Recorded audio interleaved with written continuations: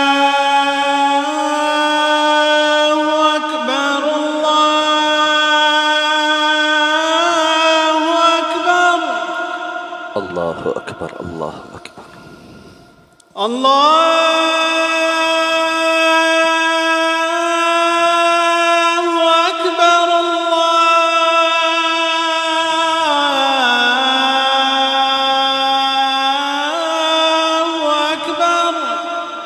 الله أكبر الله أكبر. أشهد أن لا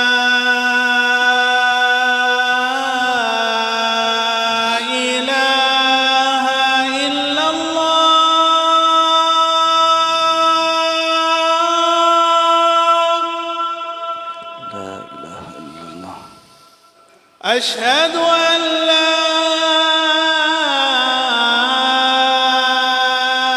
إله إلا الله.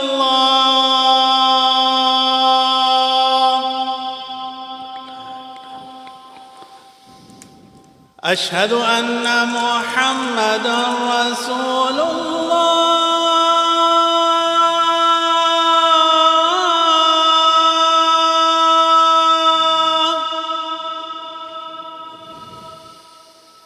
أشهد أن محمدًا رسول الله.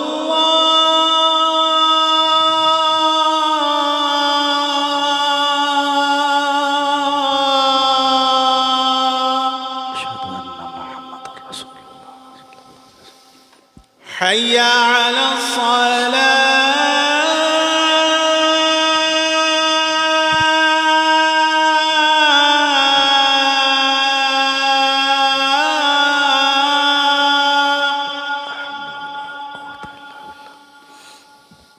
حي على الصلاة.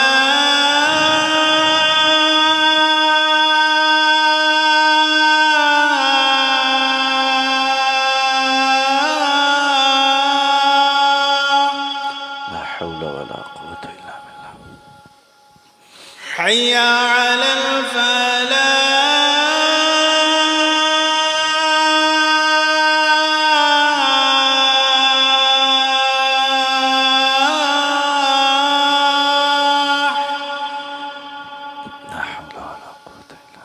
حي على الفلاح.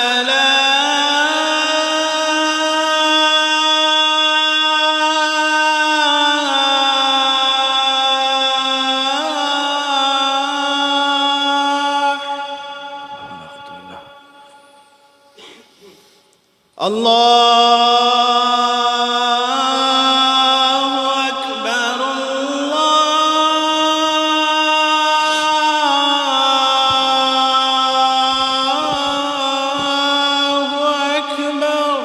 الله أكبر الله أكبر. لا إله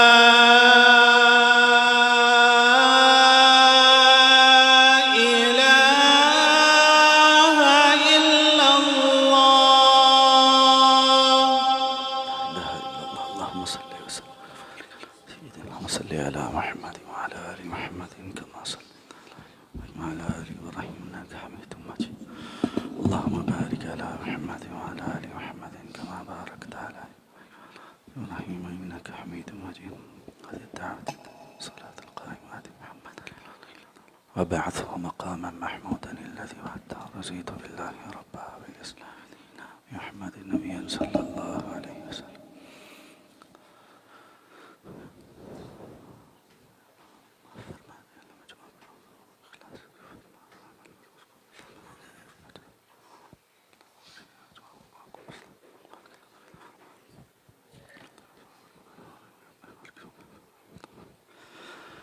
السلام عليكم ورحمة الله وبركاته. إن الحمد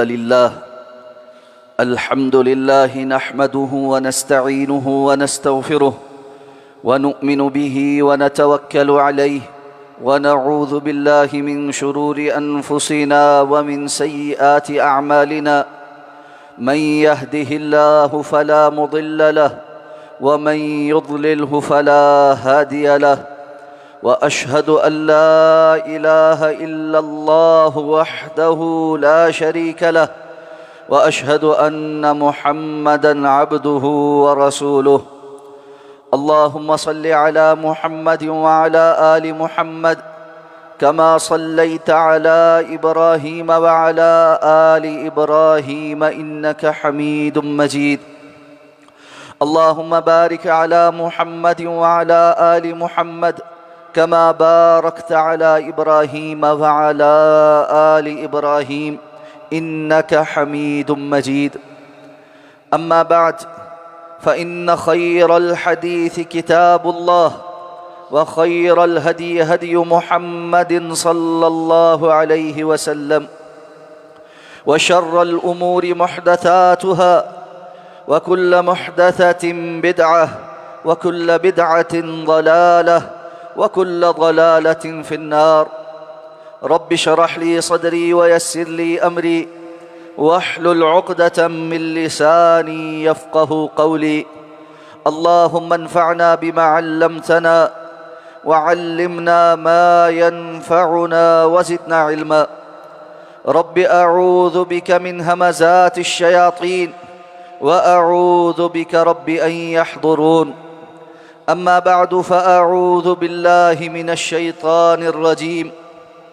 ومن الناس من يقول آمنا بالله فإذا أوذي في الله جعل فتنة الناس كعذاب الله ولئن جاء نصر من ربك ليقولن إنا كنا معكم أوليس الله بأعلم بما في صدور العالمين وليعلمن الله الذين آمنوا وليعلمن المنافقين.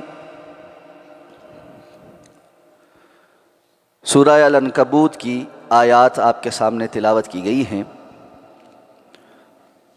گزشتہ خطبات جمعۃ المبارک سے اس سورہ مبارکہ کی تفسیر اور معانی کے حوالے سے گفتگو کا سلسلہ جاری ہے۔ سورت کی ابتدا سے اللہ رب العزت نے ارشاد فرمایا کہ کیا لوگوں نے یہ سمجھ لیا ہے کہ صرف زبان سے ایمان کا دعویٰ کافی ہو جائے گا اور وہ آزمائے نہیں جائیں گے؟ ہم نے ان سے قبل بھی جتنے لوگ اس دنیا میں آئے ان کو آزمایا، اور اللہ ضرور سچوں کو اور جھوٹوں کو جدا کر دے گا، پرکھ لے گا اور جان لے گا۔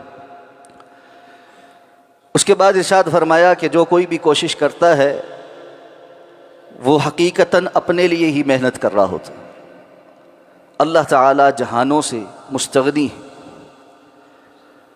اور جو لوگ ایمان لا کر عمل صالح کریں گے اللہ ان سے ان کی خطاؤں کو اور گناہوں کو دور فرما دے گا، اور ان کو اس سے بہت بہتر بدلہ عطا فرمائے گا جو وہ عمل کرتے رہے۔ پھر فرمایا کہ ہم نے انسان کو اس کے والدین کے ساتھ احسان کا حکم دیا ہے، لیکن اس کے باوجود اگر وہ تمہیں شرک کرنے کا حکم دیں تو ان کی اطاعت اور فرمانبرداری اللہ کی معصیت میں نہیں ہے، لیکن دنیا کے معاملے میں یہی حکم ہے کہ ان کے ساتھ معروف طریقے سے اور اچھے طریقے سے رہنا ہے۔ فرمایا جو لوگ ان ساری باتوں کو سمجھ کر ایمان لا کر عمل صالح کریں گے اللہ ان کو عنقریب صالحین میں داخل کر دے گا، اپنے نیکوکار لوگوں میں شامل کر دے گا۔ یہاں تک تفصیلاً ہماری گفتگو مکمل ہو چکی ہے۔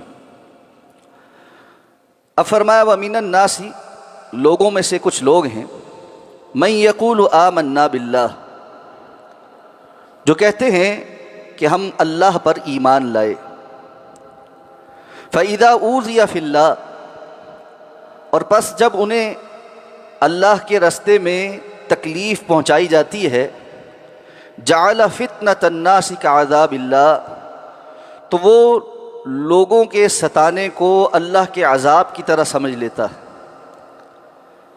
وَلَئِن جَاءَ نَصْرٌ مِّن رَبِّكَ، اور اگر آپ کے رب کی جانب سے کوئی مدد آ جائے، لَيَقُولُنَّ إِنَّا كُنَّا مَعَكُمْ، تو یہ ضرور بضرور کہیں گے کہ ہم تو یقیناً تمہارے ساتھ ہی تھے۔ أَوَلَيْسَ اللَّهُ بِأَعْلَمَ بِمَا فِي صُدُورِ الْعَالَمِينَ، تو کیا اللہ زیادہ جاننے والا نہیں ہے جو سارے جہانوں کے سینے کے اندر ہے۔ فرمایا وَلَيَعْلَمَنَّ اللَّهُ الَّذِينَ آمَنُوا، اور ضرور بضرور اللہ جان لے گا ان لوگوں کو جو ایمان لائے، وَلَيَعْلَمَنَّ الْمُنَافِقِينَ، اور ضرور بضرور جان لے گا کہ جو منافقین ہیں۔ ان آیات کا سیاق و سباق یہ ہے کہ مکۃ المکرمہ میں بعض لوگ اسلام سے متاثر ہو کر انہوں نے کلمہ پڑھا اور مسلمان ہو گئے، اور ان کا یہ خیال تھا کہ اسلام قبول کرنے پر ہمیں دنیاوی فوائد حاصل ہو جائے، لیکن جب انہیں دین اسلام قبول کرنے کی پاداش میں تکلیفیں اٹھانا پڑیں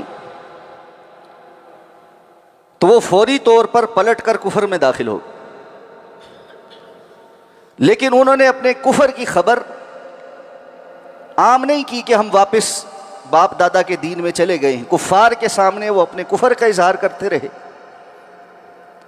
اور اہل ایمان کے سامنے اپنے اسلام کا ہی اظہار کرتے رہے کہ ہم مسلمان ہیں۔ اس قسم کے لوگوں کی مکہ میں تعداد بہت چھوٹی تھی، اور چونکہ مدینہ میں منافقین کی ایک بڑی تعداد موجود تھی، اس لیے بعض مفسرین کو ان آیات سے یہ مغالطہ بھی ہوا ہے کہ یہ صورت یا یہ آیات مدنی ہے، جبکہ بالعموم منافقین کا تذکرہ یقیناً مدنی آیات یا مدنی صورتوں میں ہے۔ لیکن ایسا نہیں تھا کہ مکۃ المکرمہ میں بالکل ہی نفاق نام کی کوئی چیز موجود ہی نہیں تھی، بلکہ بعض لوگ مکہ میں بھی اس طرز کے موجود تھے، اور ان کے متعلق یہ آیات نازل ہوئی ہیں، کیونکہ سورت کا باقی سارا سیاق و سباق اور اس کی جو شان نزول کے متعلق روایات ہیں اس سے یہی پتہ چلتا ہے کہ یہ مکی صورت ہے، اور خاص طور پہ جیسے ہم نے بات کی تھی کہ یہ اس دور کی صورت ہے کہ جب تکلیفیں بہت بڑھ گئی تھی، اور صحابہ کرام کو مشرکین مکہ نے اسلام قبول کرنے کے جرم کی سزا کے طور پر بہت زیادہ اذیتیں دینے شروع کر دی۔ تو اللہ تعالیٰ نے بعض صحابہ جو ان تکلیفوں پر کچھ اضطراب کا شکار ہو رہے تھے، ان کو صبر کی تلقین کرنے کے لیے اور انہیں ثابت قدم رکھنے کے لیے یہ آیات نازل فرمائی۔ تو ان میں سے وہ لوگ جو یہ سمجھ رہے تھے کہ ہم گراؤنڈ کے دونوں طرف کھیل سکتے، مسلمانوں کے سامنے مسلمان بن جائیں گے اور کافروں کے سامنے ہم کفر پر رہیں گے، اور دل سے بھی کفر پر مطمئن تھے، ان کا اسلام کا مسلمانوں کے سامنے اظہار کرنا صرف دنیاوی فوائد کے لیے تھا۔ اللہ نے فرمایا کہ وہ یہ نہ سوچیں کہ اللہ رب العزت کو دھوکہ دے لے۔ یہاں یہ بات جان لینی چاہیے کہ کوئی انسان ایمان کے معاملے میں اللہ کو دھوکہ نہیں دے سکتا، کہ اللہ تعالی دلوں کے حال پر مطلع ہے، اور حقیقت میں کل قیامت کو اللہ کے سامنے جس چیز نے فائدہ دینا ہے وہ انسان کے دل کی کیفیت ہی ہے۔ اعضاء اور جوارح سے ہونے والے اعمال اگر اخلاص پر مبنی ہوں گے اور دل میں وہ اللہ رب العزت کی رضا کے حصول کے لیے خالص نیت کے ساتھ کیے گئے ہوں گے، تبھی وہ فائدہ دے، وگرنہ بڑے بڑے عالموں کی اور خرچ کرنے والوں، حتیٰ کہ اپنی جان کے نذرانے قربان کرنے والوں سے جہنم کی ابتدا ہوگی کہ دل کی کیفیات درست نہیں ہوں۔ اور یہ بدترین خسارہ ہے کہ انسان دنیا کی زندگی میں بظاہر اطاعت اور فرما برداری کے کام کرتا رہے، لیکن اس کی اللہ کے ہاں کوئی وقت نہ ہو۔ اس لیے یہ بات سمجھ لینی چاہیے کہ ایمان کی جتنی محنت ہے وہ انسان کے اپنے دل کی کیفیات کے حوالے سے، اپنے افکار، اپنے نظریات کو پاک اور صاف کرنا اور اللہ کے لیے خالص کرنا، اور یہ کوئی ایک دفعہ کا کام نہیں ہے کہ ایک مرتبہ ہم نے یہ کوشش کر لی اور اس کے بعد وہ ساری زندگی کے لیے ہو گیا۔ یہ ہر روز صبح سے لے کر رات تک، ہر عمل سے پہلے، ہر عمل کے دوران، ہر عمل کے بعد ہمہ وقت کرنے والا کام ہے کہ انسان کی نیت میں اخلاص آ جائے۔ یہ سب سے مشکل کام۔ تو جو لوگ یہ سمجھتے تھے کہ ہم ظاہری طور پر ایسا کر لیں گے تو کسی کو پتہ نہیں چلے گا، اللہ نے ان کا بھانڈا پھوڑ دی۔ اب فرمایا یہ لوگوں کے تکلیف پہنچانے کو اللہ کے عذاب کی مانند سمجھتا۔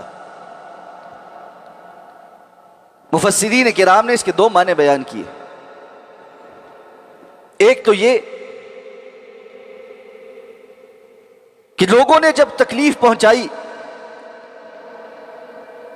تو اس نے سمجھا کہ یہ تو عذاب نازل ہونا شروع ہو گیا، اور اس عذاب سے بھاگنے کے لیے یہ واپس اس کفر کے اندر داخل ہو گیا اور ان اعمال میں داخل ہو گیا جن کی وجہ سے وہ اس تکلیف سے بچ سکتا تھا۔ گویا لوگوں کا تکلیف پہنچانا اور اللہ کا عذاب دینا اس کے سامنے ایک برابر ہے، اور اس میں سے اس نے اللہ کے عذاب کو چھوٹا جانا اور لوگوں کی باتوں اور ان کی تکلیف کو بڑا جانا۔ اور بہت سارے لوگ ایسا کر جاتے۔ رسول اللہ صلی اللہ علیہ وسلم اپنے چچا کے کان میں آخری وقت میں کہہ رہے ہیں، چچا عام طور پر تو اس وقت کا اسلام اللہ کے ہاں قابل قبول نہیں ہوتا، لیکن ساری زندگی کی محنت، محبت، میرے ساتھ تعلق، اس موقع پر میرے کان میں بھی آپ ایک مرتبہ کلمہ پڑھ دیں، میں اللہ رب العزت کے ہاں اس کلمے کی بنیاد پر آپ کے لیے سفارش کے لیے منت اور سماجت کر لوں۔ چچا نے کیا کہا؟ اخترت النار علی العار، میں جہنم کی آگ کو آر کے مقابلے میں اختیار کرتا ہوں۔ کہ لوگ یہ کہیں کہ آخری وقت میں ڈر گیا، بھتیجے کا دین قبول کر لیا، باپ دادے کا دین چھوڑ دیا، میں لوگوں کی یہ باتیں برداشت نہیں کر سکتا، جہنم کی آگ برداشت کر لوں۔ جعل فتنة الناس كعذاب اللہ، لوگوں کی طرف سے آنے والی آزمائش کو وہ اللہ کے عذاب کے معنی سمجھتا ہے، جبکہ اللہ رب العزت کی پکڑ اور اللہ کا عذاب تو بہت سخت۔ اسی لیے قرآن نے دوسری جگہ فرمایا قل نار جہنم اشد حرا، اللہ کے رسول آپ ان کو بتائیے تم دنیا کی عذاب یا تکلیف یا دنیا کی گرمی سے بھاگ کر اللہ کے رستے سے جہاد میں نہیں نکل رہے، ان کو بتائیں نار جہنم اشد حرا، جہنم کی آگ تو اس سے بہت شدید حرارت والی ہے۔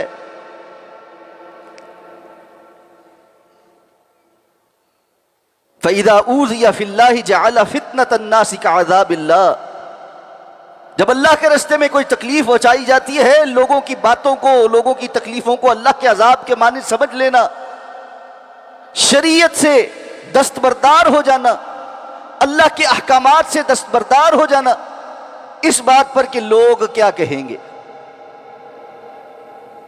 کتنی ہی شریعت کی باتیں ہمیں پتہ ہیں، ہم ان پر عمل پیرا صرف اس لیے نہیں ہوتے لوگ کیا کہیں گے، خاندان والے کیا کہیں گے، معاشرہ کیا کہے گا، لوگ ہمیں ٹارگٹ کریں گے۔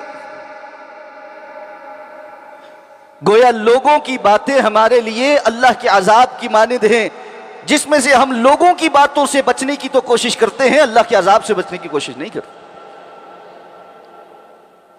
اور جس بندے کی زندگی کے فیصلے اس ڈگر پر ہوتے ہوں، اس کو یہ جاننا چاہیے کہ یہ اس کے ایمان کی کمزوری کی علامت، اور خدا نہ خواستہ ایسا نہ ہو کہ ایمان اس نہج پر پہنچ جائے کہ جہاں وہ منافقین میں داخل ہو جائے۔ وَلَئِنْ جَاءَ نَصْرٌ مِّن رَبِّكَ، اور اگر آپ کے رب کی جانب سے کوئی مدد آ جائے تو فوراً آگے بڑھ کر صفوں میں پہنچ جانا، لَيَقُولُنَّ إِنَّا كُنَّا مَعَكُمْ، ہم تو تمہارے ہی ساتھ تھے، ہم تو تمہارے ہی ساتھی ہیں، ہم بھی تو مسلمان ہیں۔ مدینہ میں ایسے منافقین کا کردار قرآن نے بہت دفعہ بیان کیا ہے۔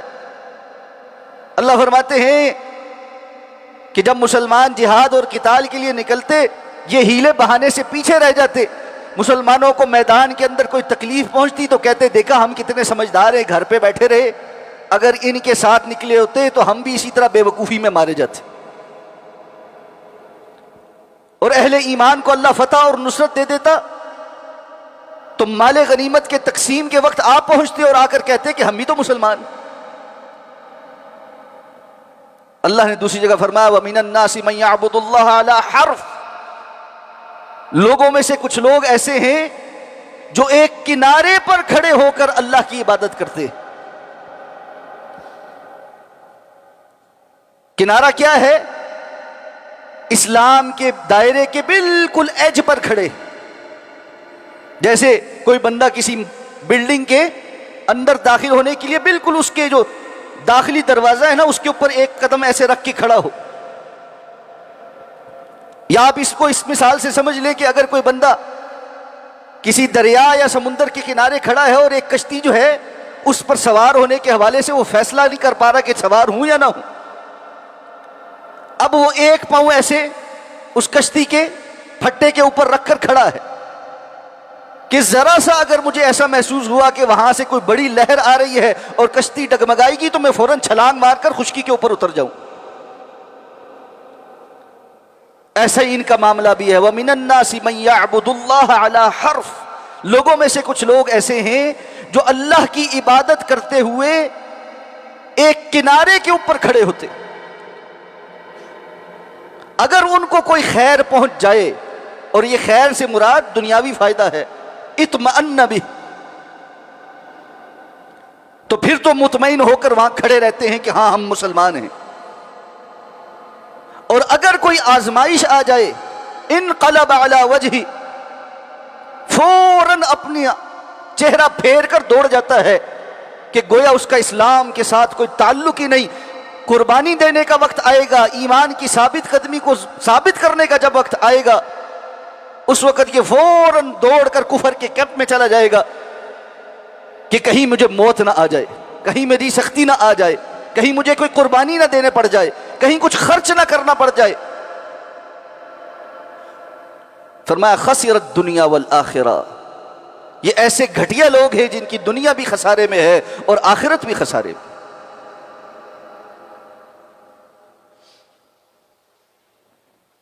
یہاں ایک بات سمجھ لیجئے، ہم دنیا کی زندگی کے اندر اپنے ارد گرد جب لوگوں کے ساتھ تعلق استوار کرتے ہیں تو ایک قانون کو ہم میں سے ہر شخص جانتا، اور وہ قانون یہ ہے کہ کون ہمیں رسپیکٹ دیتا ہے، کون ہمارے تعلق کو اون کرتا ہے۔ تعلقات کی بھی ایک اونرشپ ہوتی۔ آپ ایک بندے کے ساتھ تعلق میں ہیں، دوستی میں ہیں، بڑے اعلانات ہیں محبت کے، اور وقت آنے پر وہ آپ کو دھوکہ دے جائے، آپ کا فون نہ اٹھائے، آپ کی ضرورت کے وقت آپ کے پاس نہ پہنچے، جھوٹ بولے، فراڈ کرے، تعلق کو اون نہ کرے، ہمارے دل میں اس کی کوئی قدر ہے؟ سچی بات یہ ہے کہ کسی انسان کے ایسے شخص کے لیے دل میں کوئی قدر نہیں ہوتی، خواہ وہ بڑے لمبے چوڑے قصیدے پڑھے اور بعد میں آ کر کتنی ہی معذرتیں پیش کرے اور اپنے کتنے ہی عذر بیان کرے، کوئی انسان اپنے اخلاق کی وجہ سے اس کی کسی اس گھٹیا حرکت کو نظر انداز کر دے، یہ ایک علیحدہ معاملہ ہے، لیکن دل کے اندر اس کی کوئی مقام اور مرتبہ باقی نہیں رہتا۔ کیا اللہ رب العزت کے ہاں اللہ کے دین کی اونرشپ لینے والے، ہر موقع پہ اللہ کے دین کو مقدم رکھنے والے، اور ایسا شخص جو ہر مشکل مرحلے پر دین کو ڈس آن کر دے اور دنیا کی باتیں اور دنیا کے مفادات اور دنیا کے فیشنز ان کو اختیار کر لے، یہ دونوں کبھی برابر ہو سکتے؟ کیا ہم نے اللہ کے قانون کو ہی اتنا کمزور سمجھ لیا ہے اور اللہ کے دین کے ساتھ اپنے تعلق کو ہی اتنا آرڈینری لے لیا ہے، اتنا ہم عموم پر لے گئے ہیں کہ خیر ہے، جس ٹائم دل کیا اس کو اون کر لیں گے اور جس ٹائم دل کیا ہم اس کو ڈس اون کر دیں۔ یہ جو شروع صورت سے بات چل رہی ہے کہ صرف ایمان کے دعوے سے بات نہیں چلے گی، آزمائش ہوگی، اور دن بدن یہ آزمائشیں ہمارے سامنے بڑھتی چلی جا رہی۔ ہم دیکھ رہے ہیں کہ امت کے اوپر کیسے احوال آ رہے، فتنے جو کہیں دور ہوا کرتے تھے، ہزاروں کلومیٹر دور پر، وہ سرکتے سرکتے بالکل ہمارے بارڈر تک پہنچ گئے۔ اچھے کی امید رکھنی چاہیے، اللہ سے دعا ہے اللہ امن قائم رکھے،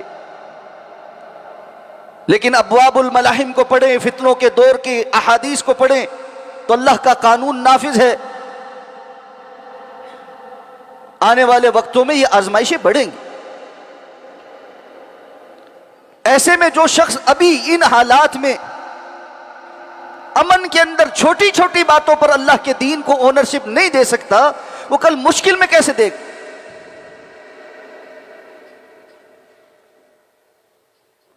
جو شخص 100 میٹر کی دوڑ میں حصہ نہیں لے سکتا، وہ میراتھن میں حصہ لے سکتا؟ ایسا نہیں ہوتا۔ انسان کو چھوٹی چیزوں سے آغاز کرنا پڑتا ہے اور پھر اللہ تعالیٰ اس سے کوئی بڑی خدمت بھی لے لیتے۔ تو اللہ تعالیٰ نے فرمایا یاد رکھو وَلَيَعْلَمَنَّ اللَّهُ الَّذِينَ آمَنُوا وَلَيَعْلَمَنَّ الْمُنَافِقِينَ، ضرور بضرور اللہ اہل ایمان کو بھی جان لے گا اور منافقین کو بھی جان لے گا۔ شروع کے ابتدا، سورت کے ابتدا میں اللہ تعالیٰ نے فرمایا تھا وَلَيَعْلَمَنَّ اللَّهُ الَّذِينَ صَدَقُوا وَلَيَعْلَمَنَّ الْكَاذِبِينَ، ضرور بضرور اللہ جان لے گا کہ کس نے سچ بولا ہے، اور ضرور بضرور اللہ جان لے گا کس نے جھوٹ بولا ہے۔ یہاں فرمایا اللہ جان لے گا کہ کون ایمان والا ہے اور کون منافق ہے۔ اس سے یہ معلوم پڑ گیا کہ مومن ہمیشہ سچا ہوتا ہے اور منافق ہمیشہ جھوٹا ہوتا ہے۔ رسول اللہ صلی اللہ علیہ وسلم کی وہ حدیث مبارکہ جس میں آپ نے فرمایا تھا کہ آیت المنافقی ثلاث، منافق کی 3 نشانیاں ہیں، اور دوسری روایت میں 4 ہیں۔ اس میں سب سے پہلی بات آپ نے فرمائی تھی اذا حدث کذب، جب بات کرتا ہے جھوٹ بولتا، اور آپ نے فرمایا جب امانت رکھوائی جاتی ہے تو خیانت کرتا ہے، جب وعدہ کرتا ہے تو خلاف ورزی کرتا ہے، اور کسی سے جھگڑا ہو جائے تو مغلظات نکالتا ہے، منہ سے گالیاں دیتا ہے، بد کلامی کرتا ہے، بہتان تراشی کرتا ہے۔ اور جس کے اندر آپ نے فرمایا جتنی ان نشانیوں میں سے پائی جاتی ہیں اتنا وہ منافق ہے۔ 1 ہے تو 25%، 2 ہیں تو 50، 3 ہیں تو 75، اور اگر 4 خصلتیں پائی جاتی ہوں آپ نے فرمایا کانا منافقا خالصا، یہ بندہ خالص منافق ہے، اس کے اندر ایمان کوئی چیز نہیں۔ ہماری زندگی میں سچ کہاں ہے، کتنا ہے اور کس قدر ہے، یہ ہم سب بہت اچھے طریقے سے جانتے ہیں۔ بل الانسان علی نفسہ بصیرا، انسان اپنے نفس کے بارے میں خود بہت اچھا جانتا ہے، دیکھنے والا ہے، اس کو پتہ ہے وہ کس پانی میں کھڑا۔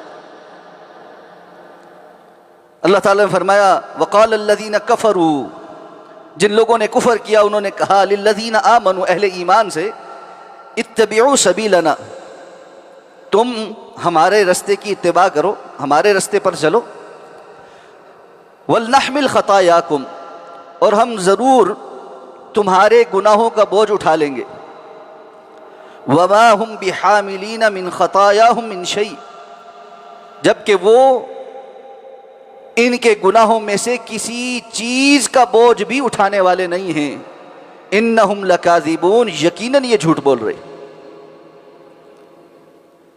جب اہل ایمان کو اپنے دین پر ثابت قدم دیکھا اور پوچھا کہ تم کیوں اتنی قربانیاں دے رہے ہو، تکلیفیں بھی برداشت کرتے ہو، اذیتیں بھی برداشت کرتے ہو، تو جواب یہ ملا کہ بھائی ہم اللہ کے عذاب سے ڈرتے ہیں، ہم اپنے گناہوں سے ڈرتے ہیں کہ کل قیامت کو اللہ کے حضور ان گناہوں کے ساتھ جائیں، کہنے لگے گناہوں کا تو مسئلہ ہی کوئی نہیں، اگر کل قیامت ہوئی اور وہاں پر کسی کو گناہوں کی سزا ملنے بھی لگی تو ہم تمہیں گارنٹی دیتے ہیں ہم تمہارے گناہوں کو اٹھا لیں گے، تمہارے حصے کی گناہ ہمارے ذمے ہوئے، تم ہمارے رستے پر چلو۔ اب انہوں نے اپنے تئیں آخرت کے معاملے کو بڑا آسان سمجھا۔ سب سے پہلے تو یہ کہ مشرکین مکہ کا عقیدہ ہی نہیں تھا کہ مرنے کے بعد کوئی دوبارہ اٹھنا ہے اور اللہ کے سامنے پیش ہو کر حساب کتاب ہونا۔ قرآن جا بجا ان کی اس بات کو بیان کرتا ہے کہ یہ کہتے ہیں اَإِذَا كُنَّا عِظَامًا نَخِرَ، یہ ہم دوبارہ اٹھائے جائیں گے جب ہماری ہڈیاں بھی بوسیدہ ہو کر ذرہ ذرہ ہو چکی ہوں گی۔ صرف ہم نہیں، ہمارے پرانے آباء و اجداد جن کو مرے ہوئے صدیاں گزر گئے، او آباؤنا الاولون، وہ سارے بھی اٹھائے جائیں گے۔ ایسا نہیں ہونے والا، اور اگر ایسا ہو بھی گیا تو چلو ہم تمہارے ساتھ یہ معاہدہ کرتے ہیں کہ ہم وہاں پر تمہارے حصے کے بوجھ اٹھا لیں گے۔ دنیا میں بہت سارے گمراہی پھیلانے والوں نے یہ شیطان کا وسوسہ آگے پھیلایا ہوا ہے کہ تمہیں عمل کرنے کی ضرورت نہیں ہے، تم ہمارے ساتھ جڑ جاؤ، جو ہم کہتے ہیں وہ کرو، ہماری ہاں میں ہاں ملاؤ، ہم جانے اور ہم تمہارا رب جانے۔ ہماری آگے بہت چلتی ہے، جو ہمارے ساتھ جڑا اور اس کی سفارش کرنے کے ہم ذمہ دار ہیں، اگر کسی معاملے میں پکڑ ہوئی تو ہمیں آگے کر دیں۔ اور یہ کوئی ایسی بات نہیں ہے کہ جو صرف سابقہ ادوار میں ہوتی تھی، کتنے ہی مرتبہ آج کل میں ہمیں یہ سننے کو مل جاتا ہے۔ لوگ آ کر مسئلہ پوچھتے ہیں، ہم بتاتے ہیں جی یہ چیز ایسے ہے، شریعت یہ کہتی ہے۔ ایک بھائی میرے پاس آیا، کہنے لگا جی میں نے ساری بات اپنے گھر والوں کو سمجھائی ہے، وہ آگے سے مجھے کہتے ہیں کہ تم اتنے زیادہ گناہ ثواب کے چکر میں نہ پڑو، اگر کو کل کو کوئی گناہ ہوا بھی تو ہمارے کھاتے ڈال دیں۔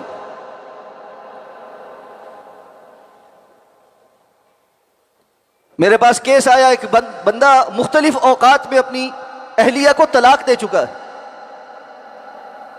تیسری مرتبہ کے بعد اس کی اہلیہ نے علیحدگی اختیار کر لی، 2 دفعہ رجوع ہو چکا تھا، اب اس کو مجبور کر رہا ہے کہ تم طلاق بائن ہونے کے بعد بھی میرے ساتھ رجوع کرو۔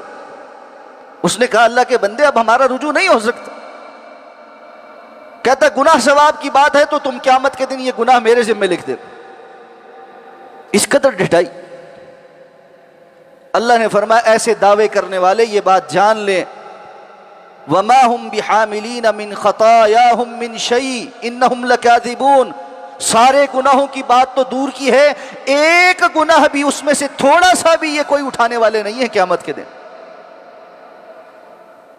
دوسری جگہ اللہ فرماتے ہیں اِذْتَبَرَّأَ الَّذِينَ اتُّبِعُوا مِنَ الَّذِينَ اتَّبَعُوا وَرَأَوُا الْعَذَابَ وَتَقَطَّعَتْ بِهِمُ الْأَسْبَابُ۔ جن کی اتباع کی جاتی تھی، جن کے پیچھے لگ کر لوگ لائی لگ لگ کر یہ باتیں مان لیتے تھے اور اللہ کی دین کی باتیں چھوڑ دیتے تھے، وہ قیامت کے دن اپنے پیروکاروں سے برات کا اظہار کر دیں گے کہ یا اللہ ہمارا ان سے کوئی تعلق نہیں۔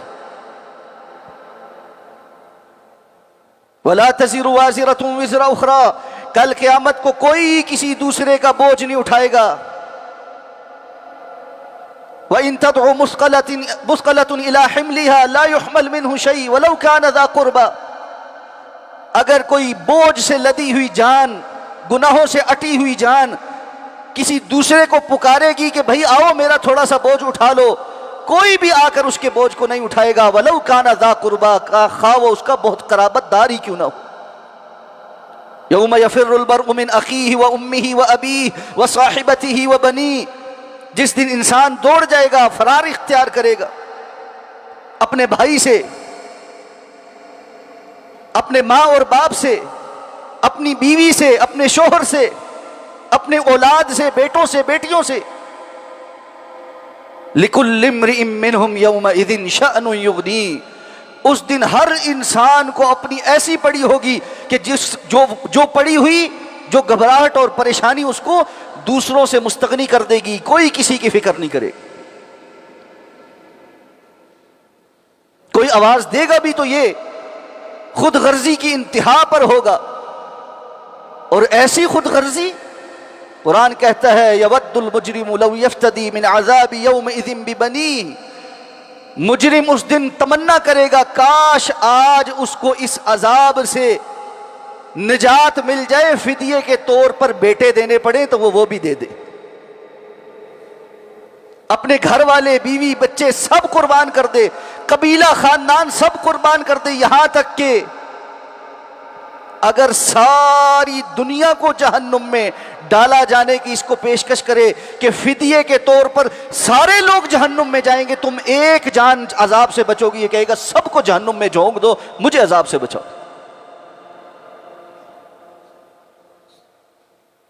یہ جن کے پیچھے لگ کر ہم یہ کہتے ہیں کہ ان کو کیسے ناراض کریں، ان کو کیسے چھوڑ دیں، اس تعلق کو کیسے چھوڑ دیں، اللہ کی نافرمانی کر لیں گے، ان کو نہیں چھوڑ سکتے۔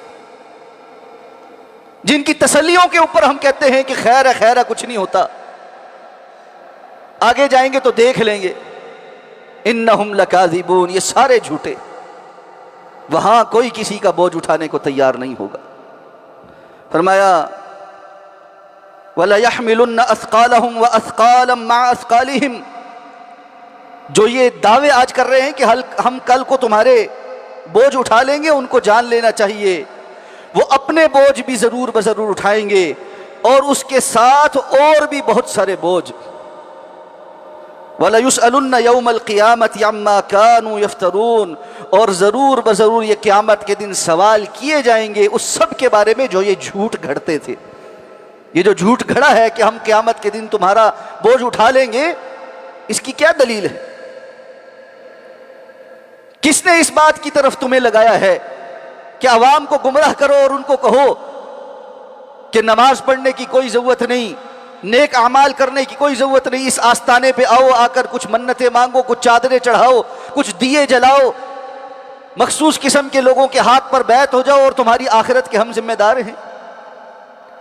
فرمایا یہ اپنے گناہ بھی اٹھائیں گے، اور جس کو انہوں نے اس گمراہی پر لگایا ہے اس کے گناہ کا بوجھ بھی ان کے اوپر ہوگا، جبکہ گمراہ ہونے والوں کے بوجھ میں سے کچھ کمی نہیں کی جائے۔ رسول اللہ صلی اللہ علیہ وسلم نے فرمایا جس نے دنیا میں کسی کو نیکی کی راستے کے اوپر لگایا، خیر کے راستے کے اوپر لگایا، اس کو اپنے عمل کرنے کا اجر بھی ملے گا، اور جس نے اس کے بتانے پر خیر پر عمل کیا ان سب کے اعمال کے مطابق بھی اجر ملے گا، جبکہ عمل کرنے والوں کے اجر میں کوئی کمی نہیں کی جائے گی۔ اور فرمایا جس نے کسی کو کسی برائی پر لگایا، گناہ کے کام پر لگایا، جو اس کے کہنے پر اس گناہ پر لگا، ان سب کے گناہوں کا بوجھ بھی اس کو اٹھانا پڑے گا، جبکہ ان کے گناہوں میں سے کوئی کمی نہیں کی جائے۔ اس لیے انسان کو آخرت کے معاملات میں زبان سے کچھ بھی بول دینے سے بچنا چاہیے۔ یہ ایمان کی کمزوری کی علامت ہے، یہ کفر اور نفاق کی علامات میں سے ہے کہ انسان قیامت کے روز اور حشر کے معاملات میں بے پرواہ ہو کر زبان سے جو کچھ مرضی کہتا رہے۔ اللہ رب العزت سے دعا ہے اللہ ہمیں دین پر استقامت عطا فرمائے، اللہ تعالی ہمیں اللہ کے ساتھ اپنے تعلق اور اللہ کے دین کے ساتھ اپنے تعلق کو اون کرنے کی توفیق عطا فرمائے، اس کے احترام کرنے اور اس کو عزت دینے کی توفیق عطا فرمائے۔ اقول قولی ھذا واستغفر اللہ لی ولکم ولسائر المسلمین برحمتک یا ارحم الراحمین۔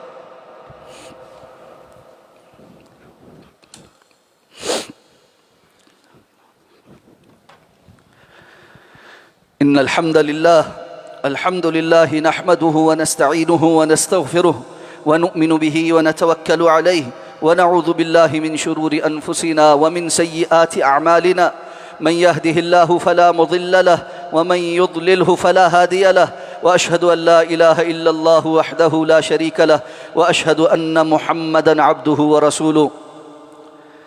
انتہائی اختصار کے ساتھ موجودہ عالمی حالات اور ہمارے پڑوسی برادر ملک ایران پر ہونے والے امریکی حملوں کے تناظر میں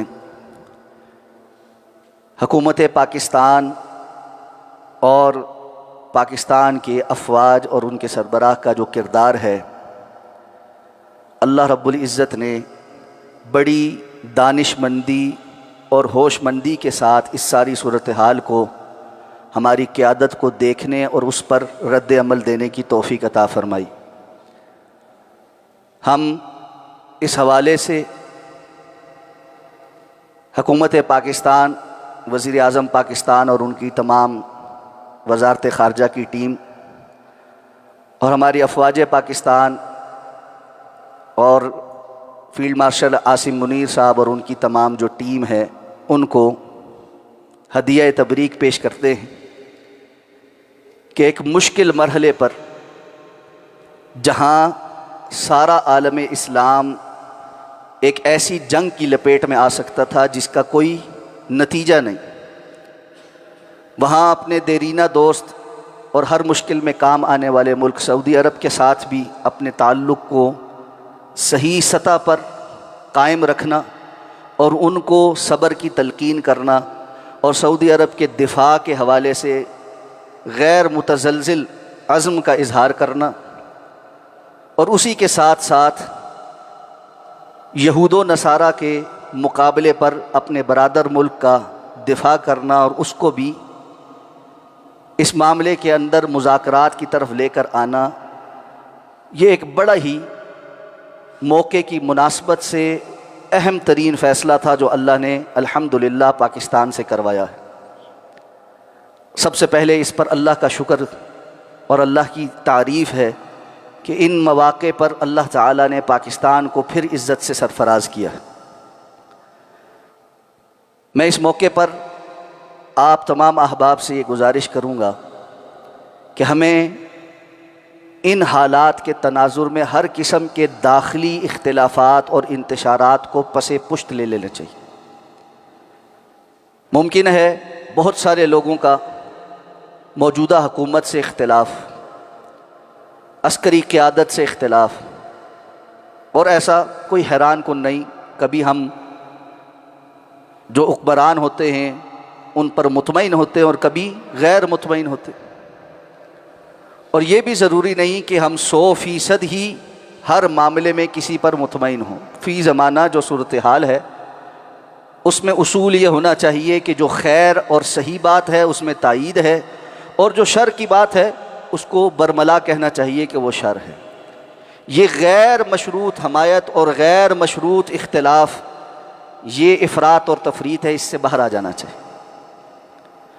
تو میں اس موقع پہ یہ گزارش رکھنا چاہتا ہوں کہ یہ ایسے نازک مواقع ہوتے ہیں جو صدیوں پر اثر انداز ہوتے ہیں۔ ان مواقع پر دعا کیجئے کہ اللہ تعالیٰ پاکستان کو استحکام عطا فرمائے۔ امت مسلمہ پاکستان کی طرف جس نظر سے دیکھتی تھی اور اس کو دین اسلام کا قلعہ سمجھتی تھی، حالات اور واقعات نے اسے یہ ثابت کر دیا کہ الحمدللہ پاکستان امت مسلمہ کا سربراہ بھی ہے اور اسلام کا قلعہ بھی ہے۔ اسی کے ساتھ ساتھ اس جانب بھی ضرور توجہ کی ضرورت ہے کہ جہاں ہم بین الاقوامی سطح پر بڑا ہی بہترین کردار ادا کر رہے ہیں، ہماری عوام نے اس حوالے سے بڑی قربانیاں پیش کی۔ ہم نے اپنا پیٹ کاٹ کر اپنی عسکری قوت کو یہاں تک پہنچایا ہے جس کے نتیجے میں اللہ نے عزتوں سے سرفراز کیا ہے، لیکن عوام پر اتنا ہی بوجھ ڈالا جائے جتنے کہ وہ متحمل ہیں۔ بڑے عرصے سے ٹیکسز کے نام پر اور پھر مہنگائی کی نام پر اور پیٹرولیم کی مصنوعات کے اور سولر کے جو معاملات ہیں اس میں جس قسم کے فیصلے اور اقدامات کیے جا رہے ہیں وہ اضطراب کا باعث بن رہے ہیں۔ اس لیے یہ بھی ضروری ہے کہ جہاں ہم بہت سارے محاذوں پر بڑی محنت کر رہے ہیں، عوام کو ریلیف دینے کے لیے اور سہولت پیدا کرنے کے لیے بھی ہم جنگی بنیادوں پر محنت کریں تاکہ عامت الناس اور غریب آدمی سکھ کا سانس لے سکے۔ اسی کے ضمن میں آئندہ آنے والے ایام کے لیے خصوصاً دعا فرمائیں۔ ہم دعا کو بہت انڈر ایسٹیمیٹ کرتے ہیں، ہم سمجھتے ہیں دعاؤں سے کیا ہونا ہے۔ یاد رکھیں ہوتا سب کچھ دعاؤں سے ہی ہے۔ جب اللہ کی طرف سے فیصلے ہو جاتے ہیں تو زمین پہ نظام سدھر جاتے ہیں، جب اللہ رب العزت کی طرف سے بربادی کے فیصلے آ جائیں تو زمین میں نافرمان لوگوں کی رسی دراز کر دی جاتی۔ اس لیے اللہ سے دعا کریں کہ اللہ خیر کے اور عافیت کے معاملات فرمائے، اللہ امت مسلمہ کی مدد فرمائے، اللہ یہود و نصارہ اور ہندوؤں کی جو دلی خواہشات ہیں کہ یریدون لیطفئوا نور اللہ بافواہہم، یہ تو چاہتے ہیں کہ اپنی منہ کی پھونک سے اللہ رب العزت کے دین کے اس چراغ کو بجھا دے، لیکن اللہ کا وعدہ ہے واللہ متم نورہ ولو کرہ الکافرون، اللہ اپنے اس نور کو پورا کر کے چھوڑے گا چاہے کافر اس کو کتنا ہی ناپسند کریں۔ اللہ تعالیٰ اہل ایمان کی اور اہل اسلام کی مدد فرمائے، اللہ تعالیٰ خیر کے دروازے کھولے، امن کے دروازے کھولے، اللہ تعالیٰ ہماری قیادت کو نیک صلاحیتوں کے ساتھ ہدایت کے ساتھ ثابت قدمی عطا فرمائے اور اللہ ان کی نصرت و مدد فرمائے۔ اللہم اغفر لنا ولوالدینا ولاساتذتنا ولجمیع المؤمنین والمؤمنات والمسلمین والمسلمات الاحیاء منہم والاموات انک قریب مجیب الدعوات یا رب العالمین۔ اللہم ارحم علی احوالنا ولا تنظر الى سوء اعمالنا سبحان ربک رب العزة عما یصفون وسلام علی المرسلین والحمد للہ رب العالمین۔